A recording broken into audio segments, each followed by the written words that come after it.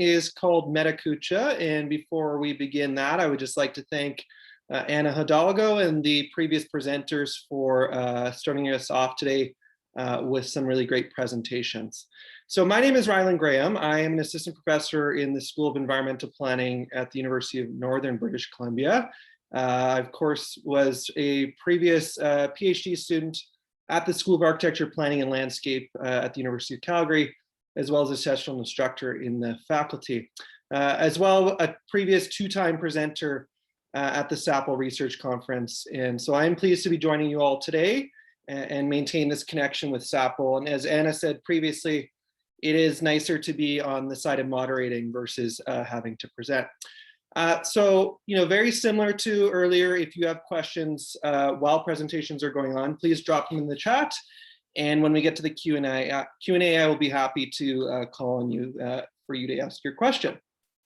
So today's session, or this afternoon's session, Kucha, is a brief on current research work that signifies and teaches various typologies and methodologies to enhance people's experiences of their built environment. So fortunate for us, we have two excellent presentations. Each will be 6 minutes long, followed by a 4-minute or so question period. Although I note we have a little bit more time, so we will see how that plays out. So our two presenters today are Miho Lowen-Trudeau and Vincent Yong. And we will start with Miho, who will be talking about, or presentation is titled, Exploring Play Affordances and Typologies in Calgary's Natural Playgrounds.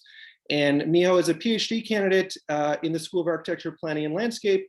Her PhD research explores people's experiences with the production and usage of natural playgrounds in Calgary. Her other research interests include school ground greening, children's equitable access to green space, and food systems planning. So with that said, I will turn it over to Miho. And Miho, you have about 6 minutes to show us your presentation. Okay, thank you. I'm just going to do a screen share. How's that? Looks good. Looks good. Okay, thank you.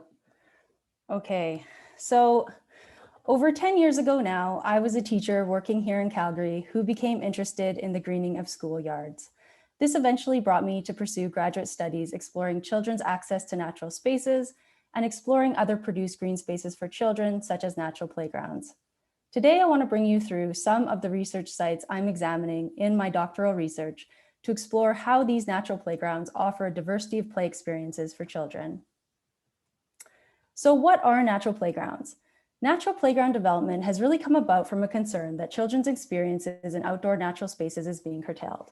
There are a lot of reasons for this changing context. For example, increasing urbanization, safety and traffic concerns, as well as constraints on family and children's unstructured free time.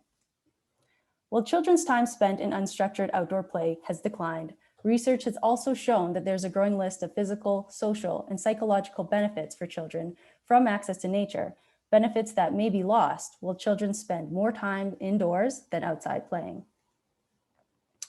Increasing attention from popular mainstream media and research that illustrates these benefits, along with the troubling trend that children are interacting less with natural spaces, has led people to intentionally try to bring nature back into children's play spaces. One of these types of play environments are natural playgrounds. Natural playgrounds are playgrounds where people try to integrate natural features and materials into the site. This can be seen as a spectrum in terms of how natural these spaces are, but as you can see, the definition is quite contextual and subjective in terms of where they are located and who is defining them. Similar to the broader field of research supporting children's access to nature, a number of studies have shown positive benefits to natural playgrounds, including observations of more pro-social and cooperative behavior and increased physical activity. For children, play is critical to development. Play can encompass a variety of activities, and it has been explored through different topologies. For example, creative play, sensory play, active play, cooperative play, the list can go on and on. Different types of play help children develop different skills and capabilities. Research that explores playgrounds in general often analyzes different types of play that occur on sites. And in relation specifically to natural playground research, studies have shown the sites offer a diversity of play experiences, including more creative and imaginative play, more cooperative play, and more risky play. In the following pictures and slides, I want to inquire how aspects such as materiality, siting, and design of my research sites may influence different play possibilities for natural playground users. These interpretations are exploratory suggestions of what kinds of play could be offered within these spaces, rather than representations of findings within my study, since data is still being collected and analyses are only beginning to emerge. Natural playgrounds inevitably contain a wide variety of natural loose materials. For example, sand or engineered fiber bark mulch is often used as ground cover. These materials are conducive to loose parts play. Loose parts play allow children the opportunity to engage with movable materials in creative and unstructured ways. As you can see, these movable materials are also conducive to constructive play. Constructive play has been shown to positively influence children's spatial skills and mathematical problem solving. Natural playgrounds contain a rich array of natural materials and living organisms, such as plant life, insects, or birds, that facilitate children's engagement with their senses to experience sights. For example, the feel and texture of unique natural wood and rock surfaces differs from standardized manufactured plastic and metal equipment. These natural materials in the playground site, in addition to frequent intentional siting of these playgrounds within larger natural spaces, provides users access to natural settings where they can engage in natural play and all the associated benefits of exposure to nature in general. Situating natural playgrounds within larger green spaces may encourage users to explore the greater natural contexts. For example, this picture shows a constructed wetland that is immediately adjacent to one of the natural playground sites. Another natural playground site is situated within a 162-hectare park corridor that follows a meandering creek. It provides an ideal spot for playground users to move between a more produced play space into an area conducive for unstructured natural play. Natural playgrounds, like other playgrounds that focus on physical play, also provide opportunities for active and locomotor play. For example, log jam climbers, which are frequently in my research sites, provide an opportunity for children to climb and balance along log and rope structures. In addition to these log jam structures, other unique natural playground structures provide opportunities for risky play. Risky play, which continues to gain recognition as a significant element lacking in many children's play environments, is play that involves opportunities for children to examine and undertake risks, such as play that involves great heights or speed. Several of the custom-built wooden structures within these natural playground sites provide opportunities for children of diverse abilities to engage in risky play and determine what risks they are able to take. About 1 minute left. Oh, thank you. 2 more slides. The ambiguity and creativity within custom-built natural playground structures can also be conducive to encouraging creative and sociodramatic play as children incorporate their own narratives to the structures. Boulder amphitheaters are another popular feature within natural playgrounds that provide opportunity for sociodramatic play. So thank you very much for listening to this Pecha Kucha, exploring some possibilities of play topology within natural playground sites here in Calgary. And hopefully some of you might have been to these sites, or maybe you'll get to go. Great, thank you so much, Miho, for your presentation. Thanks. So we have about 4 minutes for questions, so please feel free to drop them in the chat. But maybe I'll just start us off here. And I can appreciate you mentioned you're still in the data collection phase of your research. Can you just maybe speak to us about what is your research methodology, and what are some of the sites here, presumably in Calgary or elsewhere? Yeah, they're all in Calgary. I have 5 sites right now: Confederation Natural Playground, Ralph Klein Natural Playground, 1 in Inglewood, 1 in Haysboro Community, and then another one in Forest Lawn. And yeah, my methodology right now is pretty limited to interviews over Zoom, but I've written into my methodology that I would like to be doing mobile interviews with users, so caregivers, but also children on site, and doing an audio recorded interview through the site. That's in my methodology. And hopefully, just depending on COVID restrictions, hopefully that's something I can do maybe later in the summer. Right. Mm-hmm. Well, that's very interesting. So are your informants, I suppose, are they children using the play structures, or who are you speaking to? Right now, I've done about 15 interviews, something around there, with primarily adults involved with the design, creation, maintenance, facilitation of these sites. So that could be designers, it could be maintenance people. Some of these sites do have programs on them. So, facilitators like doing programs there. So that's like one bulk of user, or not user, but people involved within the site. That's kind of one genre of participant, I guess. And then the other is, yes, users. And I've only done one like Zoom interview with users, and because it would be nice to do, especially with children, of course. And that's the other kind of category of participant is, yeah, children and caregivers and users. Yeah. Great, fair enough. Are there other questions for Miho so that I'm not dominating the discourse here? If not, I mean, I will keep asking away. You talked about some of the social benefits. I'm curious if you could expand on that a little bit more. And also, it got me thinking, are there also environmental benefits to this play? Yeah, that's a great question. So play affordances is really like one small part of what I'm looking at within my research. That's not my overarching research question at all. And so my research questions are actually quite broad.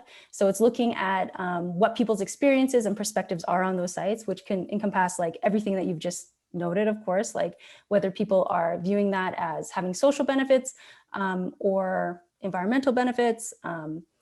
So yes, I guess, I don't know if that's a good answer, but yes, it's looking at all those things, but also challenges. It's also looking at challenges of these sites, whether that's constructability or also things like, how accessible are these sites for people, that kind of thing. Great, yeah, absolutely. Thank you for that. So we do have a question here from Nushin. We do have about time for one or two questions, so go ahead. You just answered my question. I was just going to ask you about accessibility and kids with disability and with autism. Are you looking into that as well? And if yes, or if you're just touching on it, how are you thinking that these spaces will be valuable for them? And how can you blend the space between normal spaces and spaces that you're accommodating for these types of just disability, not only kids, but even adults. For example, a kid's coming in, but they have their parent on a wheelchair. Would that be something that you will be considering? Mm-hmm. Accessibility is such a big topic right now with playgrounds. So it has come up a lot already in my data collection with people who are involved, in the kind of development side of these. So definitely that is going to be coming up. I haven't got into it so much with users. The way that I'm recruiting isn't specific to trying to cover every group of user. So it's going to be sort of, what emerges from those interviews. But I do think that will be something that emerges. I think that, and just people talking about it in terms of accessibility. And just on that note, some of the accessibility things that I'm looking at are yes, physical accessibility of users, and whether that involves people who have different needs or but also in terms of how easy are they to create for communities? How accessible are they for any community to create a playground like this, which is quite expensive? And just in terms of that whole question of environmental justice for green spaces, that's also something that I'm looking at in terms of challenges and accessibility. But yes, like that what you've mentioned. I think you and Becky need to talk. You guys should talk, definitely. Great, so we've got time for one last question and we'll let Rebecca end us off here. Thank you. I love the concept of natural playgrounds, and I've heard about the cost factor that Haysboro put into theirs in talking with their community association. Are you going to be examining costs, because they're not the most affordable pieces? I heard Haysboro's was almost $500,000. Yes, that was a big thing that when I was considering things like how inclusive, how accessible are these? That's a big question. In my master's research, I actually was looking at school ground greening in terms of that lens of environmental justice and how accessible are these sites to all schools, because, they certainly do seem to be more prolific in certain communities. So that is a big question. That's something I've been asking about cost, not only just funding, because, you might be getting grants and stuff like that, but how are you getting those grants? So yeah, I think that's an important concept and question to look at. Great, so thank you so much. I think we'll end it there. I mean, the Kucha is a bit more rapid fire, so we will end it there. And thank you, Miho, for your compelling presentation, and we look forward to seeing how this plays out over the course of your PhD. So our next presenter, Vincent Yang, whose presentation is titled Tales to the Young Developer, Invisible Developers Invisible Developments. And Vincent is an ME-DES candidate in the School of Architecture, Planning and Landscape, and his research is focused on public-private nonprofit organization partnership in delivering a holistic, affordable housing in Calgary. So with that said, Vincent, the floor is yours, and I will start the timer for 6 minutes. Okay.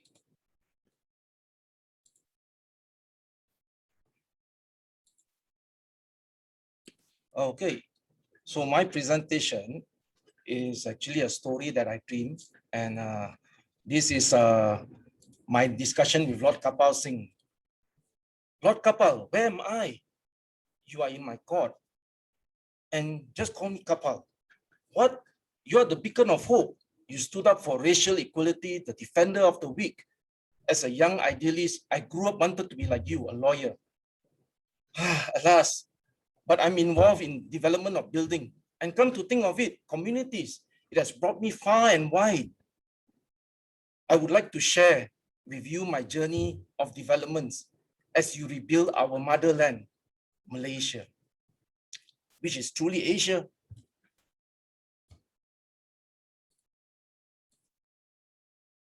My first, as I came out from Singapore, my first development was this one. It's a small island in Singapore, 5 million. A more stable country with no foreign debt today. My first taste into development, actually, Kapal. I was into construction. If you see those wooden village, every day I would pass by. They were 50, 60, they were in the 50s, 60s with zinc sheet and giving way to development to high-rise buildings. Singapore residentials, the buildings that you see were modeled after Hong Kong. My first project was 8 blocks of 16 stories. But I learned the best quality from HDB. When the inspectors came to inspect before we cast every floor, I had to climb with my survey instrument up scaffolding, 16 floors like Kung Fu Panda. Every inch of the slab, I have to give them readings. They instill fear in us. So after 1 month, I was free from arachnophobia. I'm not afraid of heights anymore. I don't know why. Then I was sent to this Pacific island in Palau. It was featured in Survivor. In this island, what was beautiful was that the people were so simple. It is a trust territory of US, Japanese.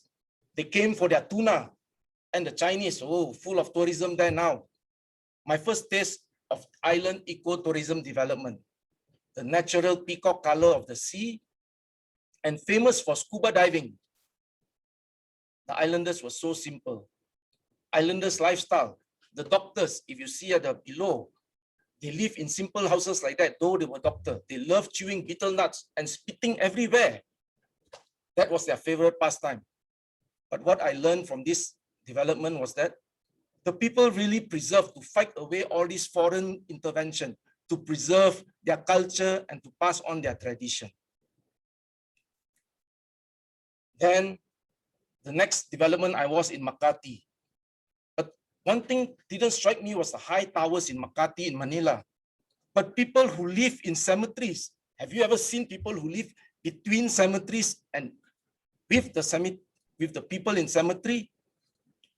Mabuhay, Philippines was the Spanish and American blueprint in Asia. There was a real contrast between the rich and poor. But what is surprising is that they were town planners.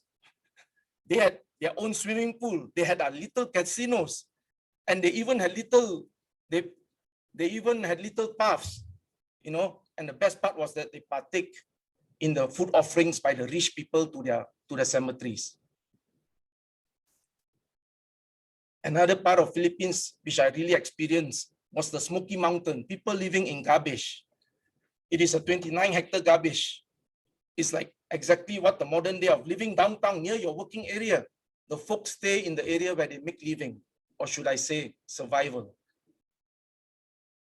Then because it's an eyesore, the North Cemetery and the garbage. What did the municipal do? The municipal moved all these people to an empty area in a hilly area. If you look at the roads, they were not well done. And if you look at the houses, some people, it's like the Indians that came to America. They pluck their flags and this is my land. And they start building their own houses without any regulations. There were no standard roads. And as you can see, the leftover from the jungle. And all these create a dangerous place for the people to stay. And then I went to the island of Brunei. That was my first experience of island waterfront development. Kapal, you wouldn't believe it. You have heard of 5-star. Have you heard of a 7-star hotel? Well, this was a 7-star hotel. There was a 18-hole golf course, Jack Nicklaus, and a man-made island. And for the first time in my life, I've never seen construction 24 hours around the clock. One more minute, Vincent. Sure, no problem. So the other one I would like to present is also, this is one I want to tell you, Kapal, this is the affordable housing. We did modular and all this was in the forest. We gave the indigenous people, each one, a double-story house. But look at the affordable house, although it was modular, but there was no upkeep. It was more like a pigeonhole. I'm happy that some places, affordable housing, they really care about the aesthetic. The next one I want to share with you is my first introduction to sustainability and environmental buildings. This concept was regarding a cloth we call sarung in Malaysia, where we wrap around the building. And you can see all the materials used are natural that are customized and found in the local place. The bricks are hand-picked, the vent blocks to interplay with the light. And this is where the first time I hear of architects saying philosophical words. For example, the interplay between the light, the space in between, and all the interesting things. The next one I want to share with you is Palm Dera, which I had a chance to be part of. It was a mega project, but what is interesting about this is that from a little palm, it became a cabbage. It shows me that land, if the developer just don't become a building developer and become just land, they get more profit out of it and less headache. Of course, there was an opportunity for me to deal with many things, many architects. The other one was Abu Dhabi. And these are it was a Yas Island where all the different designs. And yet the important thing in this development was that they did the infrastructure before the real development. The other thing is about towers. Although we have high towers today, but we still need circus people doing abseiling to clean the windows because the gondola cannot be used for all these high tower buildings because it will sway due to the high wind load. Vincent, we're past 6 minutes, so maybe just last one. Great. So, Kapal, the reason I'm showing all this is there's so much to learn from the world. But there are 3 things that we need to know for the young developers. First is equity. There should be a level playing field for all, especially those in government. And secondly, all development should have people in them, people in their mind. Secondly, it's about sustainability. It's for the next generation. And just like Luna's up, they are thinking of sending our sperms and eggs to the moon. But I think it's ridiculous. We should first try, and I think, save the earth. And the third one, the world is your oyster. Finally, I like to end this Kucha with this thing. We need to accept the change, the things we cannot change. But we need to have the courage to change the things we can. And most importantly, to have the wisdom to know the difference. Thank you, Papa, for giving me the chance. Thank you so much, Vincent. That was a really interesting presentation and a snapshot into many places that your career and life have taken you. So thank you for sharing that with us. While we're waiting for questions in the chat, maybe I'll just start us off again. I'm curious about, these experiences that you've had and how that ties into the current research you're doing through your ME-DES, how that's been influenced by these things. Or maybe you could just talk to us a little bit more about your research project. Yep, thank you for the question, Rylan. I've always believed, if you see all my experience, it's from construction to development. And I think everything is multidisciplinary, like the whole research here. It's just not about creativity. It's just not about putting a building there. It's about having a building with a soul, the building that can dance. Because it's people who make the building. The building people can just go there and take photos and that's it. And in my research, it's about affordable housing and it's something I'm passionate about. And I believe tomorrow you will hear about my presentation on affordable housing. And all these things about design, about working with big iconic buildings and whatnot, brings me to affordable housing, where does affordable housing have to look like a ghetto? Why do NIMBYism happens to affordable housing?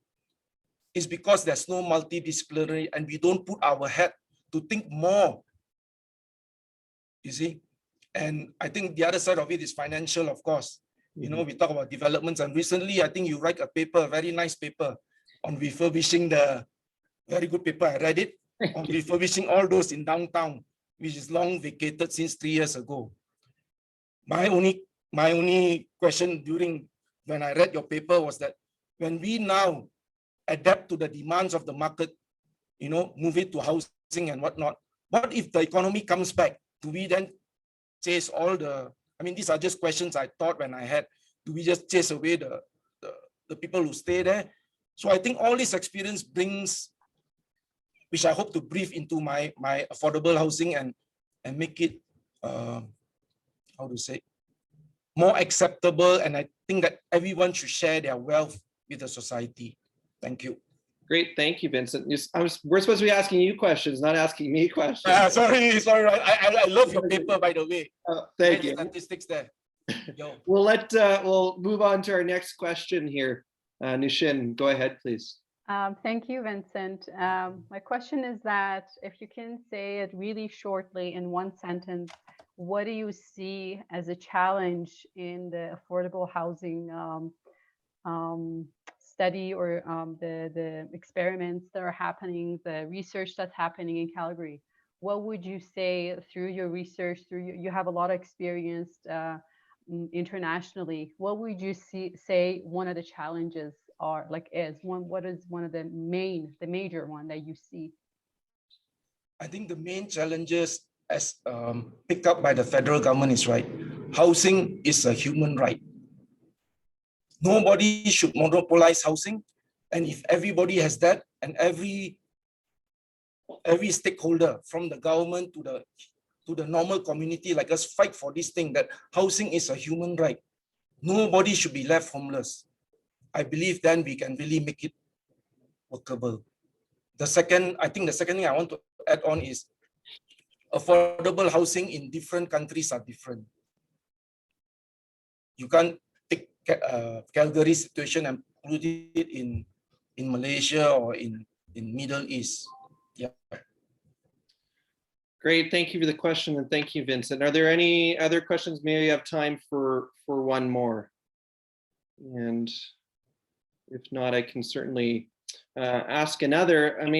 Vincent, it's really interesting in lens into some places maybe that some of us are less familiar with. You talked about Brunei, Philippines, Malaysia, Singapore, and also Palau. And I'm curious, in Palau, sort of what are the pressing planning and development issues there? Is the threat of climate change really an issue there? It's an issue everywhere, but something that is presenting as a problem in Palau? I think the problem in Palau is, of course, climate change. So far, they have not been touched by tsunami, which is lucky. But if we keep on going the climate change like this, I'm sure one day it will be hit. But I think with the technology, like what we have in Middle East, you know, the breakwater technology, the revertment technology, the building of islands and stuff like that. There are research that can, and in fact now is going on just like in COVID. There are researchers going in how to protect all these islands. So yeah, but I think the biggest threat to them is not so much the island, but it's their lifestyle. Because it's a US trust territory and many of their young people have connections to going to Guam and Hawaii for studies. That's their problem, I think. Right. Very interesting. Okay, well, thank you so much, Vincent. We'll end it there. I appreciate the presentations from both yourself and Miho, both really interesting lenses into the work that you've done and the work that you're doing. And so that ends session number 2. We will begin session number 3, which is the Meta Circa, moderated by Dustin Cousins, who's an architect at Modern Office of Design and Architecture. That will begin at 2 p.m. So for now, enjoy your lunch, and we will see you back